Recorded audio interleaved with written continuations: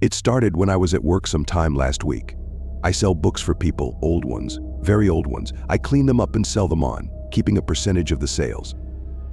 Those old books bring in all sorts of customers, from young to old, normal to extremely weird. So that day was a normal day until 2 minutes to closing. A young woman came in asking if I could sell a book she found in her attic. Of course I agreed, but she asked for it to be cleaned up and sold ASAP. Not an unusual request. A lot of customers I get are low on cash and need it quickly. But there was something weird about that girl and the book she brought in.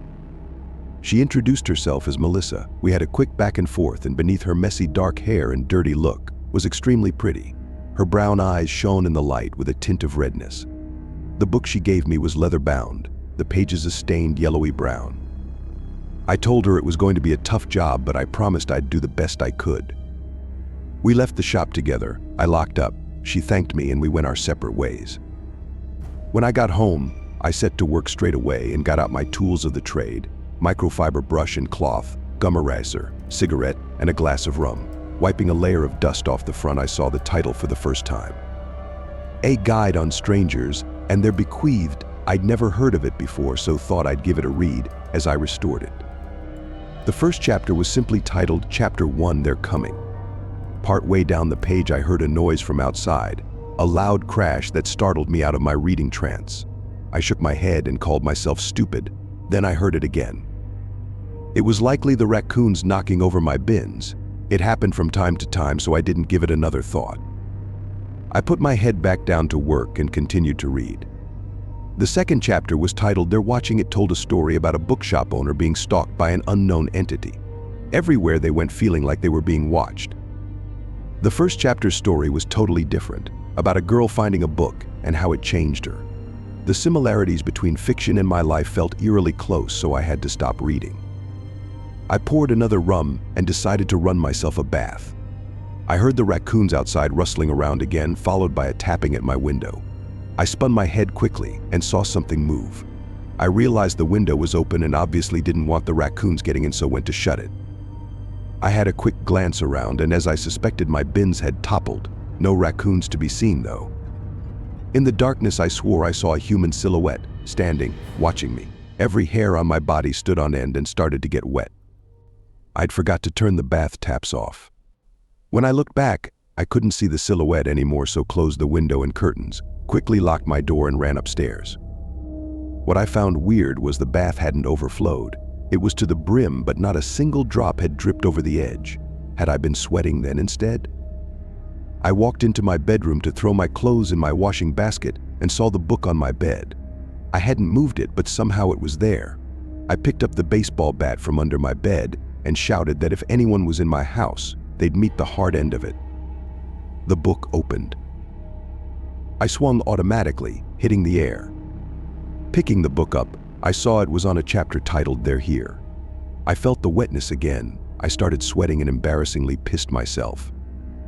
I rushed into the bathroom, still holding the baseball bat, but dropped it when I saw the water had changed into a deep blood red. Bubbles began to rise from within. Someone or something was in there. The bloody water finally started to drip over the edge as the bubbling became more violent. Then I saw her. Melissa, the girl who brought me the book, rose from my bath. She floated, not in the water but above it. Her naked body stained red. Her laid flat position swiftly and smoothly moved to a standing one. Her toes gently dipped into the bath and splashed water at me. As I passed out, I remember seeing her glistening white teeth as her lips curved upward into a smile. I awoke from sunlight pouring in through my window. I was in bed. Surely it wasn't a dream. A book can't with you like that, right? Or had I dreamed the book too? I hurriedly got out of bed, got myself changed and ran into the bathroom. It was clean, dry, no evidence of the night before. My relief changed, however, when I got downstairs. There she was, messy hair and all, sat at my table with book in hand. For some reason, I felt compelled to walk over and saw the chapter she was reading. They're bequeathed. She looked at me and said, "I can't wait for you to meet them." Melissa, the brown-eyed, messy-haired girl who brought me a weird book to restore, still sat at my kitchen table. Her smile haunted me. It sent shivers up my spine, yet it was hauntingly beautiful too. With every ounce of power I had, I tried to tell her to get out of my house. I couldn't. I don't know what it was, but something made me want her here, made me want her.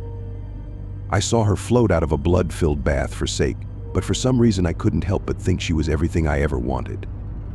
She kept staring into my eyes and reached out her hand, grabbing hold of mine. The grip was stronger than I expected. I winced at the pain and her smile turned to shock. She loosened her grip and apologized. I asked her what she wanted. She smiled again, her glistening white teeth easy to see behind strands of messy hair in front of her face.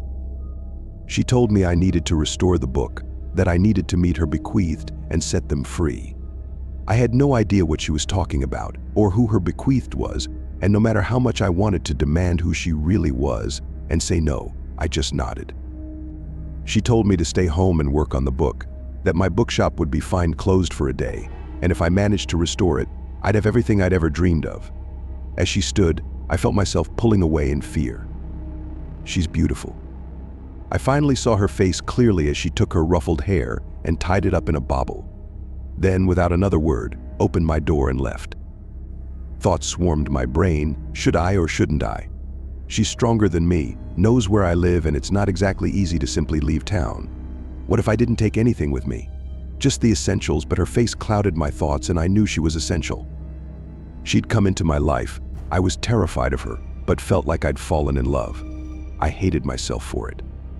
So I sat and got to work on the book. This time I didn't read any of it. I cleaned up the cover the best I could. The leather felt cold in my hands. I then proceeded to spray a fine mist over the pages, blotting up any excess with a paper towel to make sure it wouldn't damage it. Placing some tissues in between each page, I took out my iron and made sure to turn off the steam. I poured myself a drink while the iron heated up and lit up a cigarette as my brain decided to think of her naked red-stained body. By the time I took my hand back out of my pants, the iron was ready.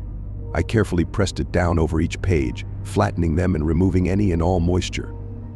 It took a good couple of hours at least, and I'd hoped it was worth it. Once finished, I didn't know what to do with myself.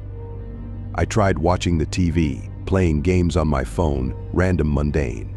But no matter what I did, I kept picturing her face, so decided to read the book. I caressed the cover and stroked my fingers across the title. A Guide on Strangers and Their Bequeathed. I wondered if there was anything to help me be rid of her. Yes, she had some sort of mental hold on me, but I was also frightened for my life. A quick scan through the chapter titles didn't show me anything that would help. However, the final chapter stood out. In place of words, 3 numbers 616.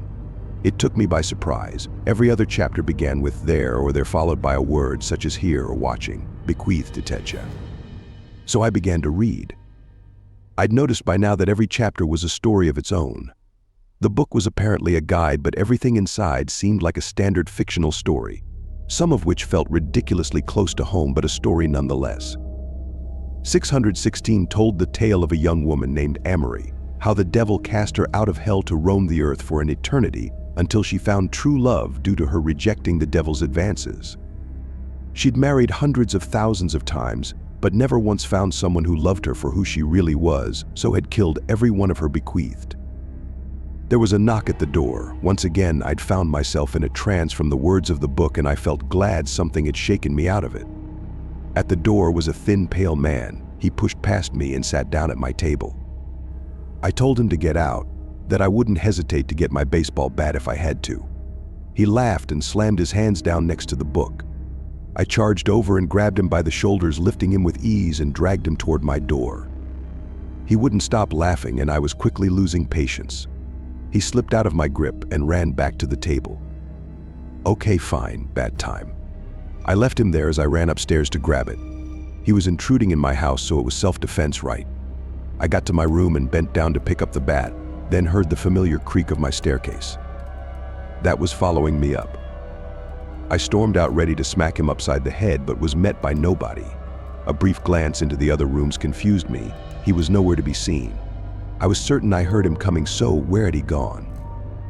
Then I heard his laugh again from downstairs. Oh, he was with me. He'd come up just to go back down again. Fine. He'd soon stop laughing when I knock him out. As I reached the bottom of the stairs, his laughing stopped. I shouted and threatened, walking toward the kitchen. He wasn't there anymore. In his place was another man.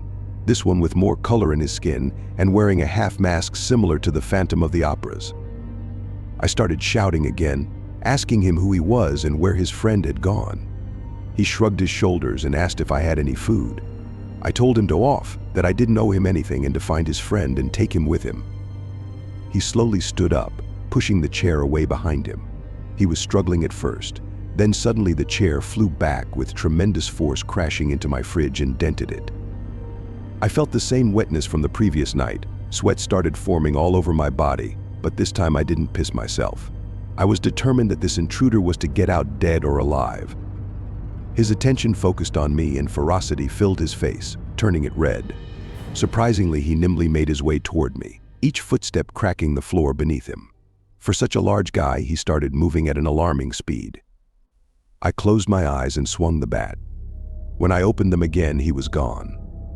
I checked every room, every single nook and cranny for either of the men, but they weren't anywhere to be seen.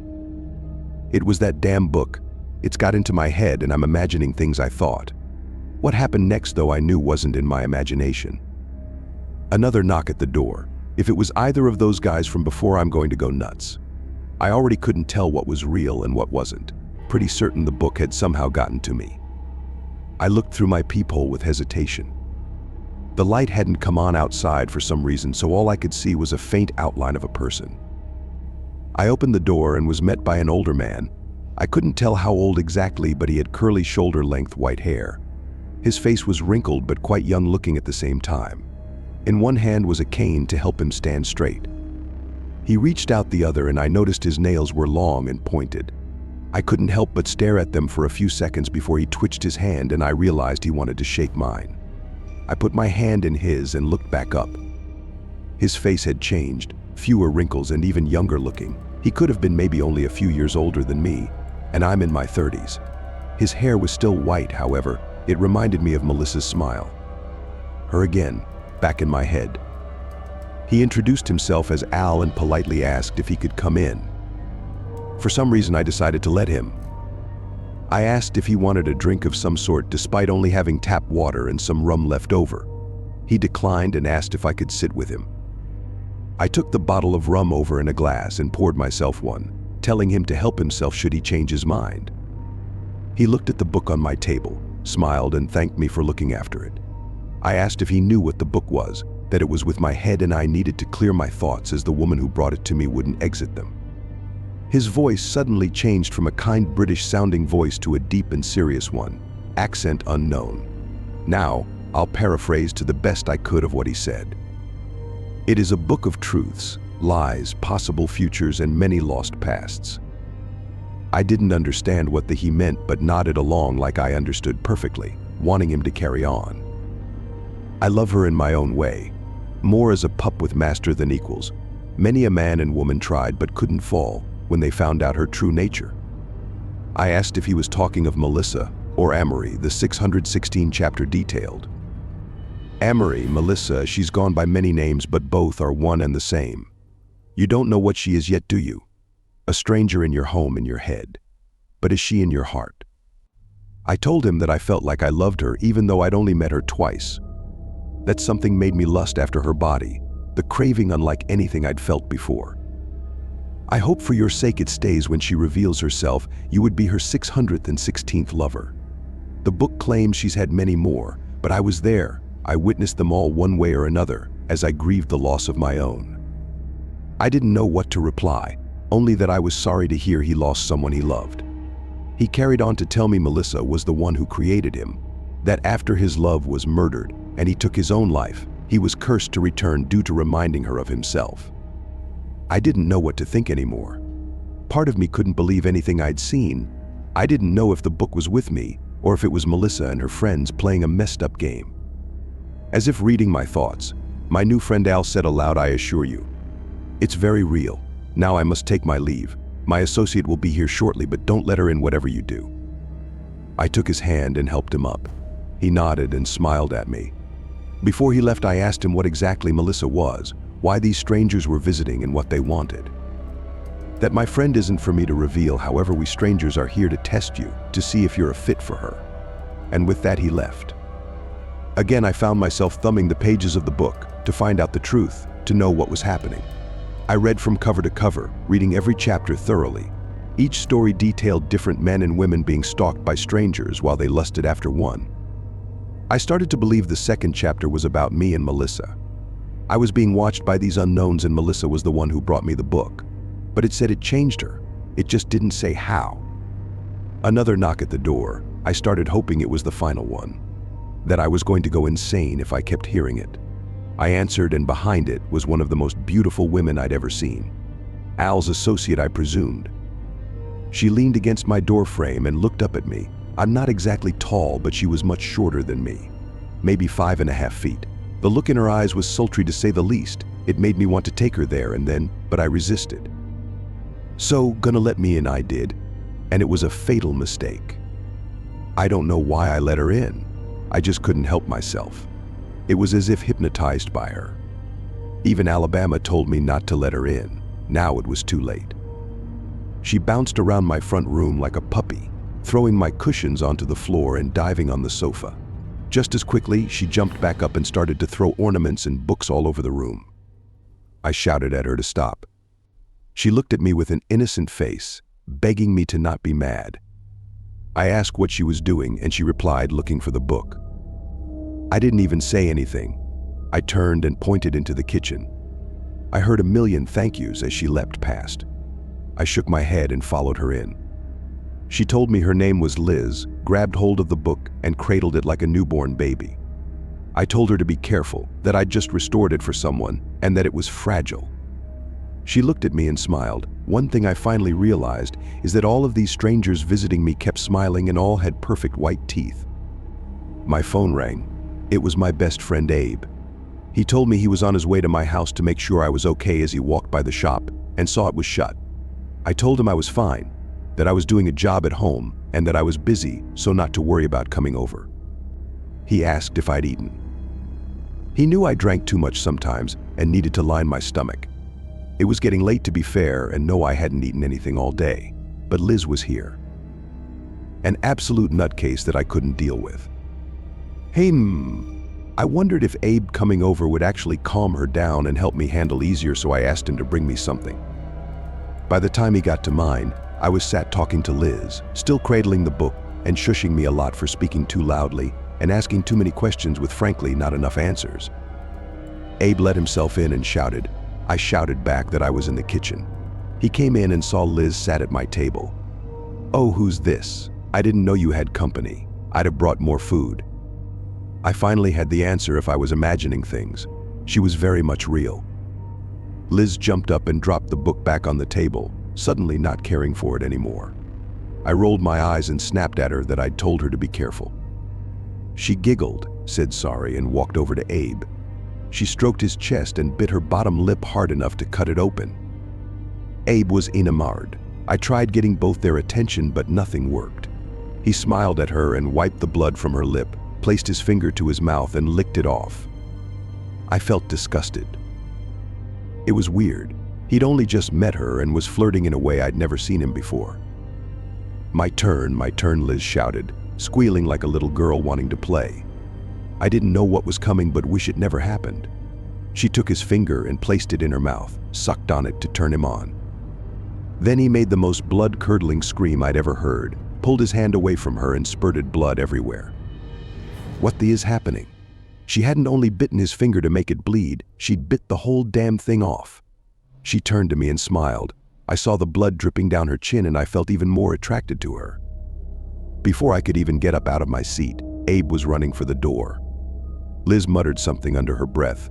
I didn't hear her properly, but I think she said, "I love when a meal runs." I stumbled as I was getting up and fell to the floor. It distracted her long enough for Abe to get out. She spun around back and forth from me to the door, as if not knowing what to do, and made a sad expression at me, then ran after him. I got up and ran to my door and saw her catch up with him. She was fast, like super fast. She jumped on his back and dug her teeth into his throat. I didn't know what to do. Every stranger that came scared me somewhat, but this was next level. I slammed the door shut and locked it, hoping she wouldn't return. I heard her voice outside asking to let her back in. She'd got back to the door within seconds, It wasn't humanly possible, but it was clear she was far from human. She said she was full now, so wouldn't attack me, like that was enough to let this crazy bitch back inside. Melissa entered my thoughts again. Was she the same way? Would she try to eat me? I'd already seen some weird that day, but now this? I wasn't expecting my best friend to be killed by one of the strangers. It didn't even cross my mind they could be that dangerous. I shouted at her to leave and heard her crying. Did she really think the sobbing was going to get me to let her back in? After what she'd just done, nothing would convince me. I picked up my phone to call the police, but heard something out at the side of my house, a squeaking on the window and scraping against the brick walls. Then a thud upstairs. My mind was racing, my heart was pounding. I panicked, but instead of crumpling in a heap, I felt the urge to confront whatever it may be. It was probably stupid of me, but I walked up the stairs. I'd seen and read enough horror to know not to do exactly that, but I did it anyway. I walked into my room and was greeted by Liz sat on the floor, Abe in her hands, cradling him the same way she'd cradled the book. I nearly pissed myself in fear yet again as my feet were glued to the floor, a deer in headlights just watching her cradle my best friend's dead body. She looked up and asked if I wanted some, but before giving me the chance to say whatever the hell I was going to say, she pulled up Abe's hand to her mouth and shushed me with it. She jumped upright in the same fashion Melissa rose from the bathtub the night before and started stripping off her clothes while walking to me. "What are you doing?" I asked. "Be quiet and take me. Make me be yours and we can be each other's slaves," she replied. Her voice was seductive. Something in it forced its way inside every inch of my body. The blood dripped from her chin onto her breasts, and I wanted to run, but part of me wanted to give in to temptation. I found my hand traveling on its own down my pants before I managed to shake myself out of it. I shouted no as firmly and scarily as I could, the way you're supposed to have charged at by a bear. She could easily kill me if she wanted, but it's all that I could do. Running wasn't an option. She'd catch up and probably do the same thing to me that she did to Abe. Weirdly enough, she slumped to the floor and crossed her arms, sulking like a child. I was so confused. "Fine, but you have to deal with this," she said before literally vanishing in front of my eyes. "This isn't real, none of this real. It can't be real," I said to myself over and over again. The amount of times I closed my eyes, rubbed and reopened them, hoping that Abe's body would be gone, was astounding. His body was still there, every single time affirming this was very real, and it wasn't going away. Then I felt a hand on my shoulder. It was cold but embracing. It scared me but somehow put me at ease. It pulled me around to face away, to see Melissa smiling at me. Melissa. I felt relieved to see her and automatically wrapped my arms around her, hugging her and holding her like she was my savior from all things up, even though she was the one who brought it all upon me. I pulled back after realizing that and proceeded to shout at her. I blamed her for everything. It was her fault my friend was dead after all. Her and that book. I asked her why me, why my friend had to die, why the book was so special. Her answer surprised me. She said if I didn't let Liz in, nobody would have died, and that the book held a special place in her heart. But why me? Because the book said so. It didn't specify me by name, but did tell the story of someone delivering a book to a bookshop owner who would then restore it, and that he was the one to bring peace to the woman. I argued it could have been any bookshop owner. There were many around the city. Her counter was that I was the only one who restored them, and that she knew from that moment I was the one who'd give her everything she waited for, everything she needed. She asked if I'd read the book, and I told her I couldn't help myself. I'd read from cover to cover. Seriously taken every word in. They'd remain in my brain forever. She then asked if I understood what was happening. I obviously didn't. The chapters were their own stories, but surely the majority were fictional. Before I could tell her that, however, she piped in no, they weren't all fictional. That Alabama was telling the truth when he said there's a mix of lies, truths, futures, and pasts. So how did she know I was going to give her everything she needed? If there were lies, what if that was one of them? I brought it up with her and she told me it couldn't be. She'd never been more sure of anything in her millennia on Earth. Millennia. I started getting a headache, but after everything that I'd witnessed and experienced, I straight up believed her. There was no reason not to anymore. Al really had been honest all along. "I want to show you something," she said, and placed her hand on my head. Memories of thousands of years flooded my mind. Within minutes, I saw hundreds of wars, hundreds of lovers, rejections, good and evil in a constant clashing in her true form. I saw her ascend from hell, destroy empires, and help build new ones. I saw the strangers and the tests they were to give, fear and love, resilience and care. I saw her interactions with Al and finally realized who he really was. Melissa called him the dragon. Everything I believed was fiction. Everything you believe is fiction isn't. Monsters are real, but they're not all monstrous. They have hearts too, their lives full of heartbreak. Melissa's true form, the original vampire. Demonic in appearance with animalistic fangs and rows similar to a shark's. Then I saw her find the book. She had no idea where it came from, but was drawn to it nonetheless. It simply stood in a library, as if waiting for her to pick it up. The change it made in her. It wasn't what I expected.